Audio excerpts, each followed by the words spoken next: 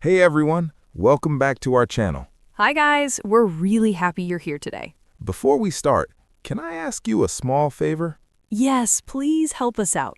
If you like learning English with real, natural conversations, And if you want to speak English confidently like a native speaker, please subscribe to our channel and like this video. it really helps us a lot. Thank you so much. All right, let's start. By the way, I'm Alex. And I'm Emma, We're both from the United States. and we're good friends who love talking. Yes, we talk a lot. And today, we're talking about something very important. Yes, very, very important for English learners. Today's topic is everyday English words you must know to speak like a native. These are not big or difficult words, They are small words.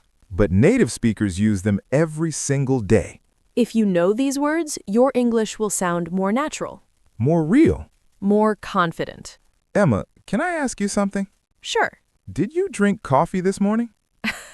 Yes, of course. I knew it. I can't start my day without coffee. Same here. That's actually a very native thing to say. Oh, really? Yeah, native speakers often say, I can't start my day without coffee. See? Simple English, but very real. Okay, let's start with our first word. The word is actually. This is a very common word, But many learners use it the wrong way. or they don't use it at all. So how do natives use actually? We use it to correct something. Or to say the truth. For example, I thought it was cold today, but it's actually warm. or I don't like tea. Actually, I love coffee. we also use it in casual talk. Like, actually, yeah, that sounds good. Okay, next words. Kind of and sort of. Native speakers love these phrases. Yes, we do. We use them when we're not 100% sure. Or when something is not very strong. For example, I'm kind of tired. that means you're a little tired. Not very tired. Another example, This movie is sort of boring. not terrible, just a little boring. Okay, this one is interesting. The word pretty. Many learners think pretty only means beautiful. But native speakers use it differently. We use pretty to mean very or quite. For example, I'm pretty busy today. that means very busy. Or This lesson is pretty easy. not hard at all. Next word. Stuff. This is a super native word. We use it when we don't want to be specific. Or when details are not important. For example, I have a lot of stuff to do today. That could mean work, cleaning, emails, anything. Another example, put your stuff on the table. Bags, books, phone, everything. This word is similar. Yes, things. Native speakers say this all the time. For example, I need to tell you a few things. or I'm learning new things every day. very simple, very natural. Okay, this one is very native.